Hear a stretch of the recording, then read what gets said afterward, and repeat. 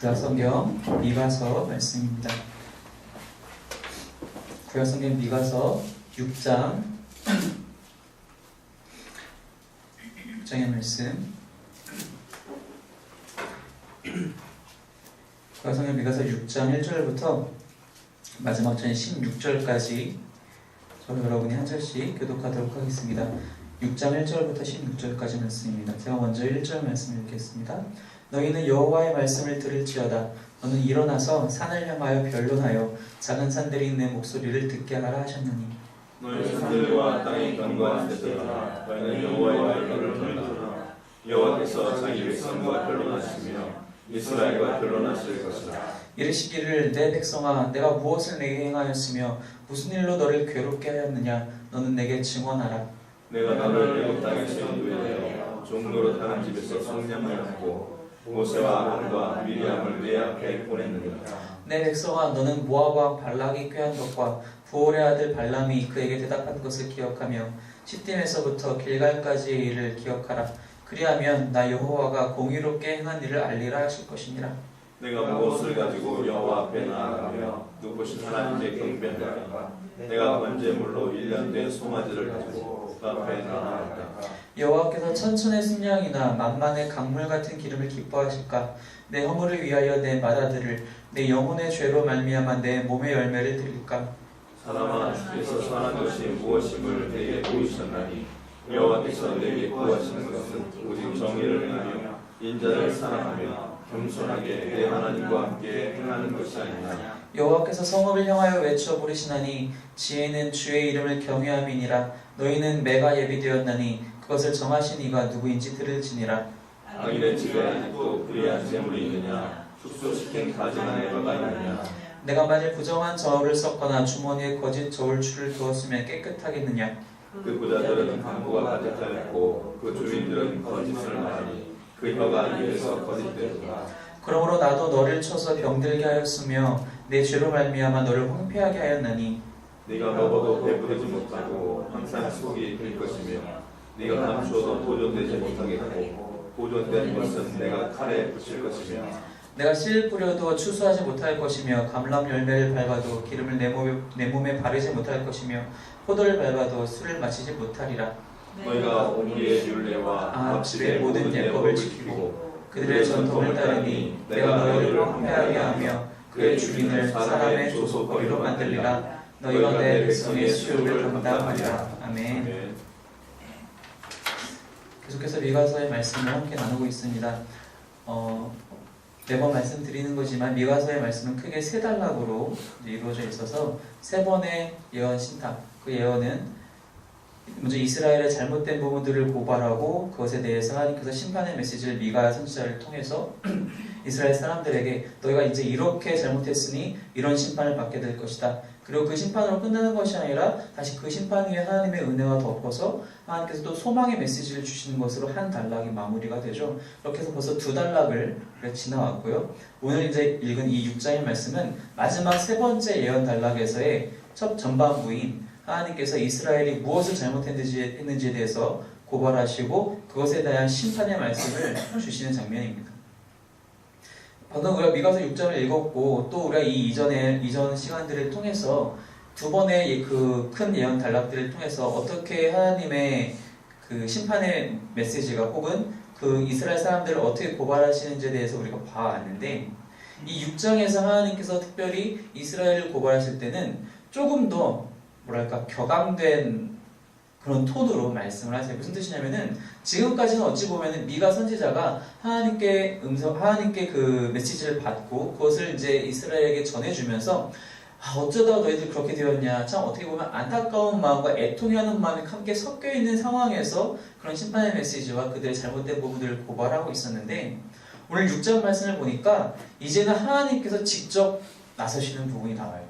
하나님께서 이제 미가 선지자에게 뭐라고 얘기하냐면은 1절 말씀해 보니까 자 이제 산들을 향해서 너희들이 내 증인이 되도록 그들이 내 증인이 되도록 자 가서 얘기해라. 그러면서 이제 내 이야기를 이런 식으로 정해라 하시는데 3절 말씀해 보니까 내 백성아 내가 무엇을 내게 행하였으며 무슨 일로 너를 괴롭게 하느냐. 조금 쉽게 우리가 일상 언어로 바꾸면은 내가 도대체 너한테 뭘 잘못했냐? 라고 얘기하고 계시는 거예요. 하나님이 우리들에게, 그 이스라엘 백성들에게 내가 너희들한테 도대체 무엇을 잘못했니? 내가 너희들한테 잘못한 게 무엇이고 괴롭게 한 게 무엇이니? 말 좀 해봐라. 혹시 지금 이런 이야기가, 이런 대사가 익숙하십니까? 좀 익숙하지 않으세요? 저는 이 본문을 딱 읽고, 딱 데자뷰 같은 느낌이. 보통 제가 하는 말이거든요, 이거. 하나님한테.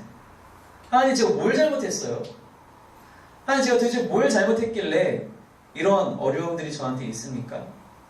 우리의 대부분, 우리에게 어려움이 찾아오면은 하나님한테 이런 식으로 투덜대고 불평불만을 해요. 도대체 우리가 뭘 잘못했나요? 지금까지 제가 하나님 앞에서 못한 게 무엇이 있습니까? 헌금도 열심히 했어요. 예배도 열심히 드렸어요. 헌신했어요. 하나님 말씀대로 부모님께 효도했어요. 친구들한테 잘해줬어요. 다 잘했는데 도대체 저 뭘 잘못한 건가요? 사실 우리가 잘못한 걸 따지고 들자면, 하나님께서 정말 따지고 들자면 끝도 없을 거예요. 근데 우리는 사실 그걸 모르고 망각하고 살죠. 근데 여기서는 그런 게 아니라 하나님이 우리한테 말씀하시기를 내가 너희들한테 잘못한 게 무엇냐? 근데 하나님이 이렇게 우리한테 말씀하실 때에는 정말 잘못한 게 없으시기 때문에 말씀하시는 거예요. 우리는 잘못한 게 있음에도 불구하고 하나님한테 투덜대느라고 불평하느라고 가끔 그렇게 얘기하지만, 하나님이 이렇게 우리에게 말씀하실 때는 정말 눈꽃만큼도 하나님께서 우리에게 잘못하신 것이 없으시니까 아주 자신있고 당당하게 우리에게 말씀하시는 거예요. 내가 너한테 무엇을 괴롭게 했느냐? 너는 내게 증언하라. 정말 무서운 말씀이죠. 그러면서 하나님께서 이스라엘 백성에게 어떻게 행하셨는지를 말씀해 주세요. 4절 말씀에 내가 너를 애굽 땅에서 인도해서 너희들이 종살이하는 것도 풀어주었고, 그냥 풀어줘서 애굽 땅 그 국경을 넘어가자마자 이제 너희들 알아서 살아라 한 것도 아니지 않느냐. 너희들한테 모세도 붙여줬고 아론도 미리암도 붙여주면서 너희들에게 나의 말씀도 가르치게 하고 제사도 드릴 수 있도록 하고 또 예언도 듣게 하면서 그들로 하여금 너희를 40년 동안 광야를 이끌어서 수많은 모략들과 주변 민족들의 그런 모든 방해들을 다 내가 막아주면서까지, 5절에 얘기하신 것처럼 모아박 발락과 그 부올의 아들 발람이 저주하려고 했던 것도 다 막아주면서까지 너를 길갈까지 내가 인도하지 않느냐. 요단강을 건너서 첫 번째 애영지였던 그 길갈까지 40년 동안 내가 너희를 이끌고 오지 않느냐. 그런데 내가 도대체 너에게 잘못한 것이 무엇이냐? 너희는 왜 나를 이렇게 괴롭게 하느냐? 나는 너희를 괴롭게 한 것이었는데 너희는 왜 나를 이렇게 괴롭게 하느냐? 그렇게 하나님께서 우리에게 말씀하시는 거예요. 이스라엘 백성들은 사실 괴롭게 한 게 많죠. 우리가 이 시기뿐만이 아니라 이스라엘이란 나라가 건국할 때부터 이때까지 단 한순간도 하나님 앞에서 이들이 잘못을 안 저지른 적이 없다라고 얘기할 정도로 항상 하나님의 불평과 불만을, 출애굽을 하자마자 불평 불만을 해요. 하나님, 기껏 물을 찾아왔더니 물이 너무 쓰잖아요. 어떻게 마시라고요? 불평. 먹을 게 없어요. 만나는 너무 질렸어요. 고기 좀 주세요. 물이 없어요. 뭐가 없어요. 힘들어요. 40년 내내 불평하잖아요. 왜 저 사람들만 우리 리더라는 거예요? 나도 어느 정도 하나님 말씀 배웠으니까 나도 리더할 수 있어요. 모세 말고 내가 더 잘 가르칠 수 있어요. 아론 말고 내가 더 잘 지도할 수 있어요. 불평 불만. 요단강에 들어가서도 또 불평 불만 하잖아요. 그러면서 많은 잘못들을 하나님 앞에 늘 하나님을 떠났다가 돌아왔다. 바로 그것이 이스라엘의 모습이었습니다. 하지만 하나님께서는 이렇게 당당하게 말씀하시듯이 하나님은 단 한 번도 이스라엘을 떠나보신 적이 없으시다는 거예요. 처음부터 끝까지 늘 하나님께서는 함께 하셨다는 것입니다. 그냥 함께 하신 것이 아니라 은혜를 베풀어 주시면서 함께 하셨다는 것을 이 3절에서 5절까지 말씀하고 계시다는 거예요. 그런데 이들은 지금까지 어떻게 행했습니까? 바로 그렇게 악을 행했으며 지금 이 시간에도 그렇게 살고 있다는 거예요. 10절에 보니까 악인의 집에 아직도 불의한 재물이 있느냐? 축소시킨 가증한 에바가 있느냐? 누가 부정한 저울 썼느냐? 우리가 이제 시장이나 마트 가면은 어떤 먹거리들을 살 때 저울에 재잖아요. 예를 들면 고기 한 근 주세요. 그럼 이제 600g 딱 재서 준단 말이에요. 근데 뭐 어떤 경우에는 이렇게 한대요. 저울이 이렇게 있으면은 고기를 얹으면서 살짝 누르는 거예요, 손을. 550인데 600으로 찍히는 거지. 이 고기 그 비닐조각 뒤에다 살짝 손을 넣어서 이렇게 쏙 누르면서 사실 한 근이 아닌데 한 근인 것처럼 바로 그런 얘기를 하고 있는 거예요. 조그만 저울추를 가지고 이거 진짜 1kg인데 500g 추를 가지고 나 지금 1kg 쌀을 주는 거야 너한테. 무슨 얘기하는 거야? 돈 다 내놔. 그런 사람들이 당시 이스라엘에 있었다는 것입니다. 부자일수록 더욱더 강포가 가득하였고 그들이 그러다 보니까 그러한 거짓이 사회의 통념이 돼버린 거예요. 13절에서 그래서 하나님께서 심판의 메시지를 주시오. 그러므로 나도 너를 쳐서 병들게 할 것이고 너의 죄로 말미암아 너를 황폐하게 할 것이다. 14절 말씀 참 무서워요. 먹어도 배부르지 못할 것이고 항상 속이 빌 것이다. 아무리 먹어도 절대로 배부르지 못할 것이다. 좀 저녁 시간 식사를 다 하셨을 테니까 좀 지저분한 얘기지만 설사병에 걸린다라는 거예요. 한마디로 얘기하면 가질 수가 없는 거예요. 자기가 갖고 싶어서 그렇게 거짓을 행했는데 자기가 가질 수 없고 취할 수 없는 거예요. 네가 감추어도 보존되지 못하겠고 네가 아무리 보존하려고 애를 써도 내가 거기서 다 칼에 붙일 것이다. 씨를 뿌려도 추수하지 못하고 감람열매가 아무리 많아도 너는 그 기름을 내 몸에 바르지 못할 것이고 아무리 네가 포도를 수확해서 밟아서 포도주를 만들어도 너는 그 술을 마시지 못할 것이다. 왜? 이들이 거짓을 행하고 악을 저지르고 있었기 때문이라는 것입니다. 바로 그것이 하나님의 심판의 메시지였어요. 그래서 이 모든 악들을 정리하면서 16절에 너희의 악은 마치 오므리가 행한 것과도 같고 아합이 행한 것과도 같다. 오므리와 아합이 부자 관계잖아요.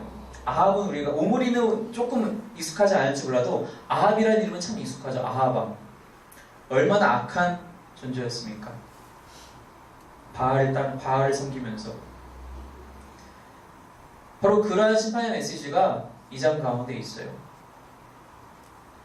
그런데 이 장의 중심부에 우리가 정말로 생각해봐야 될 본문이 들어가 있는데 사람들이 이렇게 악을 행하면서도 그들이 하나님이 이런 심판의 메시지, 이런 고발의 메시지를 들을 때 하나님 몰라서 그랬어요 라고 변명한다는 겁니다.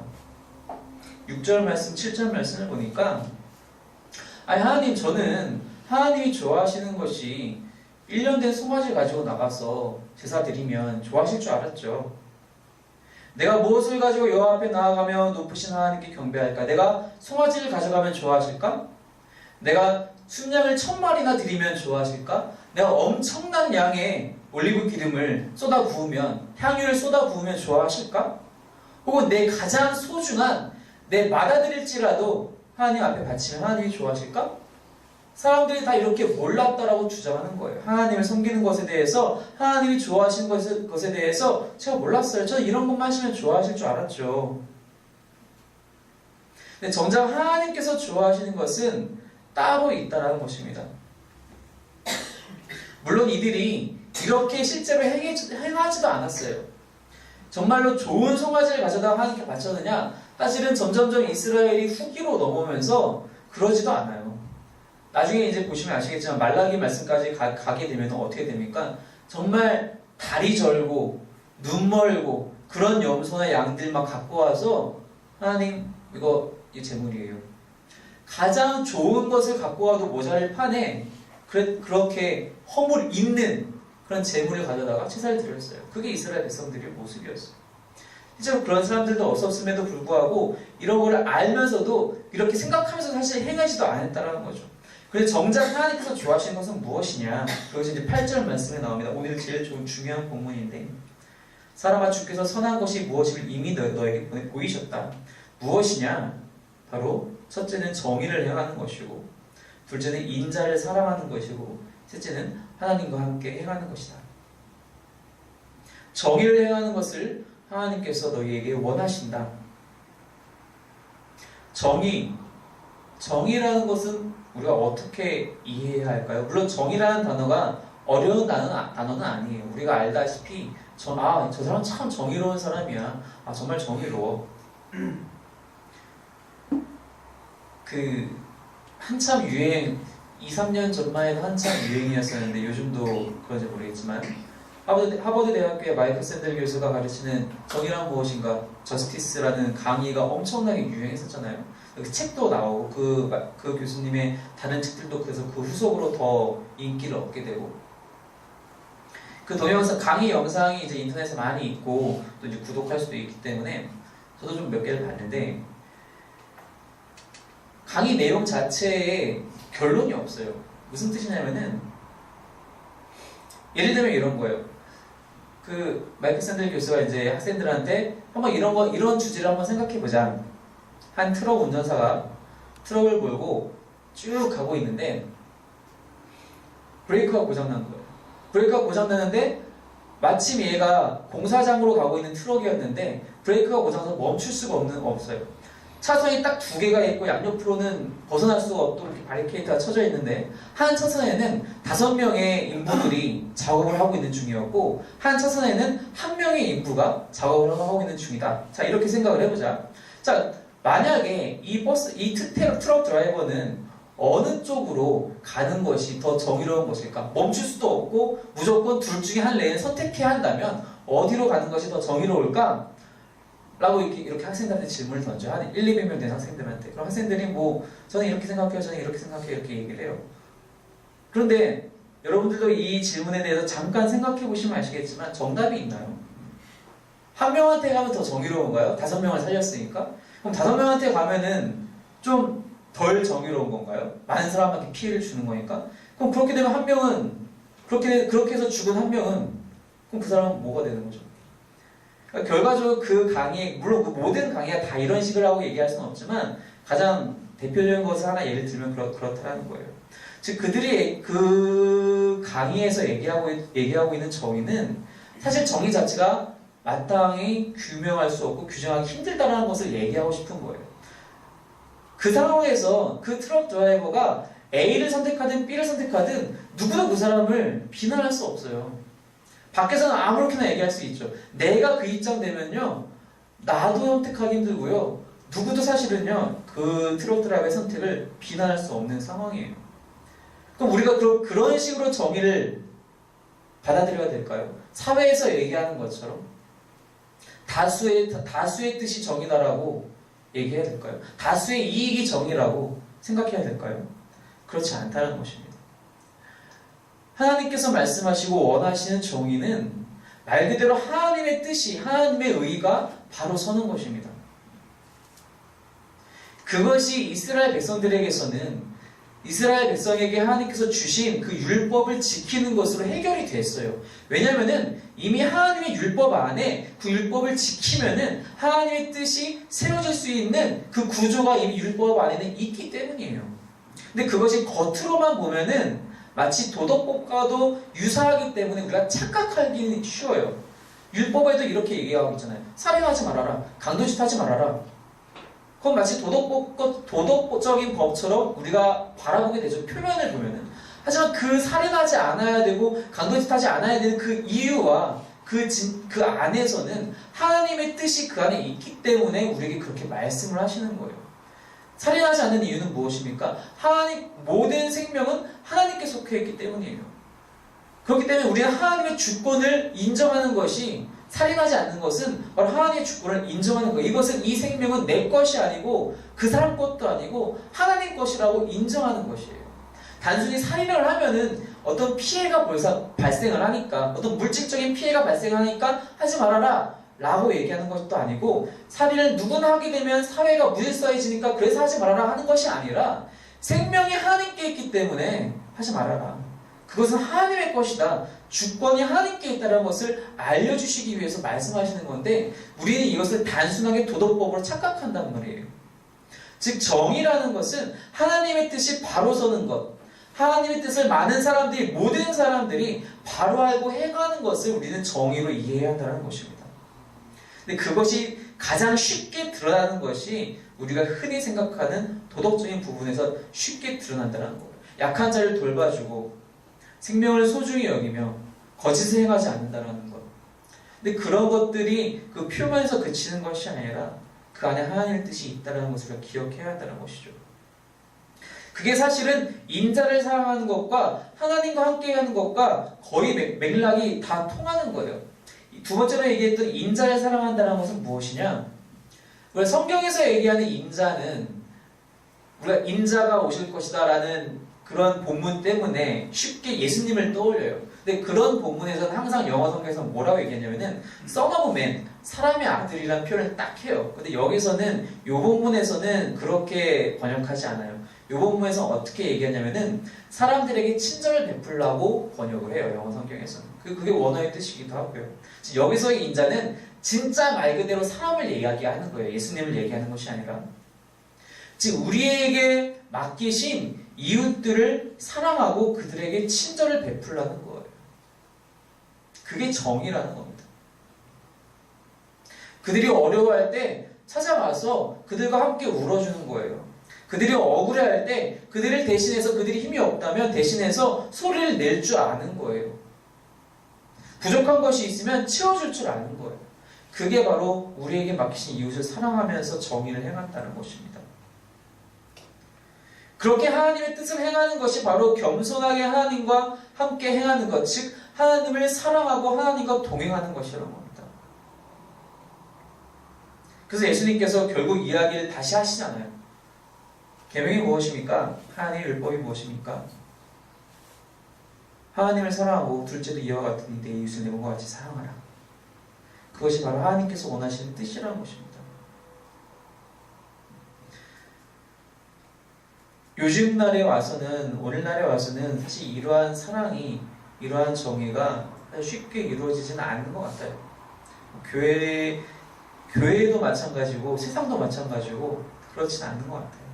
이 와중에 교회마저, 믿는 사람마저 이렇게 행하지 못한다면 정말 이 사람은 답이 없다라는 거예요. 하나님께서는 우리를 창조하신 이유가 우리로 하여금 하나님께 예배하기 위한 것이기도 해요. 그것이 당연히 첫 번째 목적이세요. 예레미야 43장 21절을 보면 그래서 이 백성은 나를 위하여 지었나니 나를 찬송하기 위해서 지었다라고 하나님께서 말씀을 하세요. 그런데 그렇게 구원받는 것, 구원받아서 예배드리는 것만으로 끝나는 것이 아니라 그 구원받은 백성이 해야 될 일들은 하나님의 나라를 이 땅 가운데서 실현시키는 것이 바로 우리의 목적이라고 합니다. 단순한 예배 드리는 것만으로 끝나는 것이 아니라는 거예요. 그 6, 7절에서 그렇게 얘기한 것처럼 나 예배 때문에 좋은 송아지도 갖고 왔고 엄청난 양의 순양도 갖고 왔고 기름도 갖고 왔는데 그것을 하나님께서 기뻐하신다는 것이 아니라, 물론 예배가 중요하지 않다는 얘기를 하는 것이 아닌데 그것을 기뻐하시는 것이 아니라 진짜 하나님의 뜻으로 정의를 행하고 사랑을 베푸는 것, 그것이 동반된 예배가 훨씬 더 중요한 것이지 그것만으로 하나님이 기뻐하지는 않으신다는 것입니다. 오늘날에는 그런 일들이 쉽게 이루어지지는 않죠. 믿는 자들에게서도 그것이 쉽게 보여지지 않는다는 것입니다. 예배 시간에 예배는 나와 있는데 하나님의 말씀 열심히 듣고 아멘 아멘 하고 화답하면서 예배 끝나고 돌아가는데, 돌아와서 나머지 6일간의 삶에서는 내 주변의 사람들을 전혀 챙기지 않고 나만 먹고 살기 위해서 그렇게 사는 사람들이 정말로 너무나 많다는 것입니다. 그래서 많은 사람들이 그것 때문에 시험 들어요. 크리스찬을 보고 오히려 시험 들어요. 크리스찬을 보면 야, 내가 저 사람 때문이라도 교회 한번 가봐야겠다. 어떻게 저렇게 살 수 있지? 라는 말을 들어야 되는데, 야, 교회 다니는 애가 저게 뭐야? 오히려 우리가 믿지 않는 사람들한테 평가받아요. 하나님께서 원하시는 것은 우리를 통하여서, 우리가 행하는 하나님의 사랑을 통하여서 세상 가운데 하나님의 나라가 실현되는 것, 그래서 하나님의 뜻이 점점 이루어지는 것을 우리에게 원하신다는 것입니다. 하나님은 그렇게 하셨다라는 것. 하나님은 늘 신실하게 우리에게 그렇게 베풀어 주셨어요. 3절, 4절, 5절에서 그렇게 말씀하신 것과 같이 하나님은 이스라엘 백성에게만 그렇게 출애굽 기간을 통해서 베풀어 주신 것이 아니라 창세 이후로 지금까지 우리를 단 한 번도 떠나신 적이 없으시다는 거예요. 늘 우리랑 붙어 다니시면서 우리에게 은혜 베풀어 주시는 분이 바로 하나님이시라는 거예요. 그렇게 하나님은 신실하세요. 신실하다라는 단어가 이제 영어로는 faithfulness, 명사형으로 쓰면, 형용사로 쓰면 faithful이라는 건데, 즉 faith라는 것은 믿음이잖아요. full 뒤에 붙는 full, full은 가득하다라는 뜻의 이제 어미인데, 믿음이 가득하다는 거예요. faithful, 신실하다라는 뜻은, 즉 믿을 수 있다는 거예요. 확실한 믿음을 가질 수 있다는 거예요. 하나님은 그런 분이시라는 거예요. 근데 그런 하나님이 우리에게 동일한 걸 요청하시는 거예요. 내가 너희들에게 그렇게 신실한 사랑과 은혜를 베푼 것과 같이 너희도 그렇게 정의를 행하면서 인자를 사랑하며 나와 함께 가지 않겠느냐. 우리는 신실하지 않아요. 우리는 정말로 신실하지 않은 것 같아요. 하지만 하나님께서 우리에게 그것을 원하세요. 우리가 정말로 사랑으로 다른 사람들에게, 우리에게 맡기신 영혼들에게 그 사랑으로 신실하길 원하신다는 것입니다. 근데 이것은 내 힘으로는 절대로 할 수가 없는 거예요. 내가 하나님의 신실하신 사랑을 체험하기 전에는 할 수 없어요. 그 사랑을 힘있지 않으면 할 수 없어요. 내보내면 군대 가는 영광이 너희가 있는데, 군대 가면은 신실한 사랑이라는 것에 대해서 의심할 수도 있어요. 쉽지 않아요. 고참들이 막 갈구고 막 욕하고 때리고 막 그러면은 내가 왜 이래야 하나, 나도 나중에 내 후임들 들어오면 저렇게 해야지, 그런 생각 그런 유혹이 쉽게 들어요. 그런 유혹을 못 이겨서 요즘 그런 많은 사건 사고가 발생하는 거 아닌가요? 누가 나에게 사랑으로 대하지 않더라도 나는 그들에게 사랑으로 대해야 돼요. 나는 모든 사람에게 사랑으로 대해야 돼요. 그게 하나님이 우리에게 원하시는 신실함이에요. 거짓을 쓰지 않는 것, 이 이스라엘 사람들, 예루살렘 사람들처럼 거짓된 저울추를 쓰거나 악을 행하고 강포를 행하는 것이 아니라 늘 사랑으로 정의를 행하는 것이 하나님이 우리에게 원하시는 것이라는 겁니다. 바로 그럴 때 하나님의 나라가, 하나님의 뜻이 우리를 시작으로 점점 커져나가서 이 땅 가운데 실현된다는 것입니다. 바로 그것을 우리가 날마다 기억하시면서, 하나님 나에게 아직도 그렇지 못한 부분이 있다면 주님 그러한 모든 부분들을 깨뜨려 주시고 다시 한번 그 신실하신 하나님의 사랑을 기억하고 늘 감사함으로, 늘 겸손함으로 그 사랑을 행할 수 있도록 나를 지켜주시옵소서, 내 마음을 붙들어 주시옵소서라고 기도하고 그렇게 경외하시는 그럼 여러분들이 되시기를 주님의 이름으로 축원합니다. 기도하겠습니다.